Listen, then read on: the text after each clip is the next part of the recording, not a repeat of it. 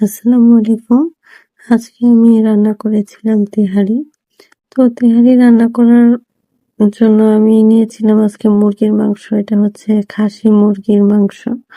তো এটা মুরগি না, এটা মোরগ। তো এটা স্বাদটা একটু কম লাগছিল বিধায় এটাকে আমি তেহারির জন্য রান্না করেছি। আর তাছাড়া আমি আজকে রোজা রেখেছিলাম বলে, তো ইফতারিতে খাবো বলে এবং সবাইকেও খাওয়াবো, তাই আমি এটা বানিয়েছিলাম। তো আমার তেহারি রান্না অলমোস্ট কমপ্লিট হয়ে গেছে। এই হচ্ছে আমার ফাইনাল লুকটা। তো তেহারি আমার বাচ্চাও পছন্দ করে, তাই আজকে রান্না করা হলো। প্রত্যেকটা পরিবারই কিন্তু দেখা যায় যে